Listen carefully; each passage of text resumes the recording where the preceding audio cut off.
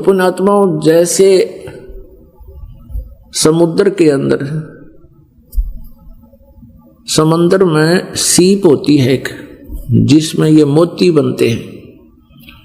आपने देखे होंगे शंखले से हुआ करें, शंख इन ये तो ऐसा ही एक चपटा सा होता है, एक जीव होता है, उसका ऊपर का शरीर बहुत सख्त होता है और उसमें मोती कैसे बनता है। वो सीप जिस समय उसको चाह होती है, समुद्र में एक विशेष गर्मी पैदा होती है और उसके बाद फिर कुछ वर्षा के आसार बनते हैं। तो सीप जो है समुद्र में रहती है और ऊपर सतह पर आ जाती है। जब उसने मोती बनाना, जब उसमें मोती बनने की प्रक्रिया, उसके अंदर एक विशेष जिज्ञासा उत्पन्न होती है, चाह होती है, अपने आप उसका मुंह खुल जाता है और ऊपर खुले हुए मुंह खुला हो, ऊपर से वर्षा हो जाती है सवाती यानी आसमान की, बादलों की। तो उससे वो थोड़ा सा नीर ग्रहण करके और मुंह बंद कर लेती है, उससे मोती बनता है।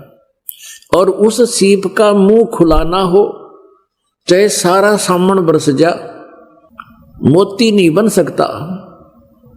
तो यहां परमात्मा बताते हैं कि पार्वती के अंतःकरण रूपी सीप का मुंह बंद था, नारद जी की प्रेरणा से वो मुंह खुल गया और भगवान शिव जी ने फिर उसमें वो मंत्र डाल दिया।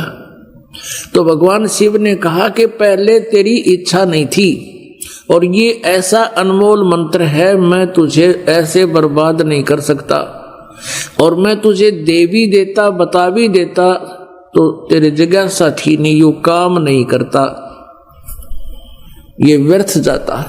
तो तब भगवान शिव ने कहा, पार्वती आज तेरा सीप का मुंह खुल गया, खुला है ये, और अब ये मंत्र दूंगा तुझे, पर ये ऐसा अनमोल मंत्र है, ऐसे स्थान पर दूंगा जहां कोई दूसरा जीव भी ना सुन ले। जहां पर अमरनाथ बना हुआ है वहां एक सूखा वृक्ष था,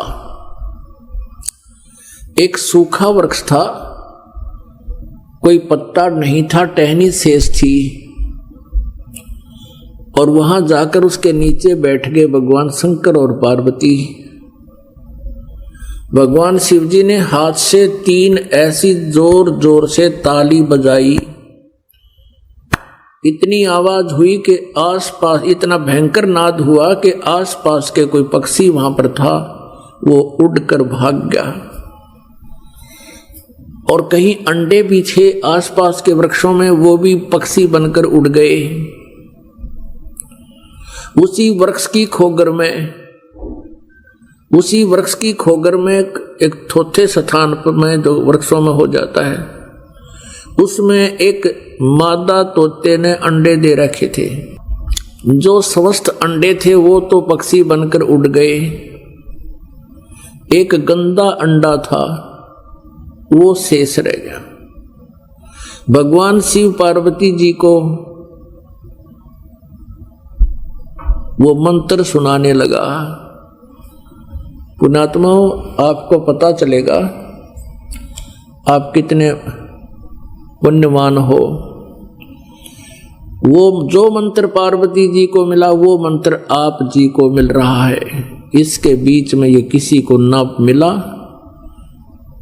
केवल कबीर परमेश्वर जी ने कुछ एक पुण्यात्माओं को दिया था, उनसे भी कह दिया था कि इसको अभी गुप्त रखना, नहीं तो काल के दूत इन मंत्रों को ग्रहण करके मेरी प्यारी आत्माओं को भ्रमित कर देंगे।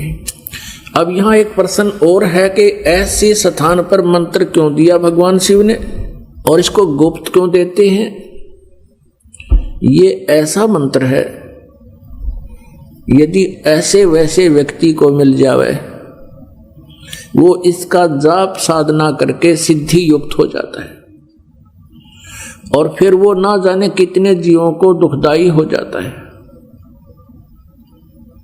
पहले ये राक्षस क्यों बने, ये सभी भक्त थे, साधनाएं करते थे, गुरु होते थे। ये साधनाएं करते रहे लेकिन साथ में त्रुटियां भी करते रहे, नाम से खंडित हो गए। गुरुजनों ने उनको अपने वहां से निष्कासित कर दिया। उनके अंदर उस नाम के जाप करते रहे, सिद्धियां आ गई। उन्हीं भक्तों को के शत्रु बन गए। उनके पास भी सिद्धियां, उनके पास भी सिद्धियां, सारी उम्र लड़ते रहे, ना उनको भक्ति आपकी ना करने देते थे।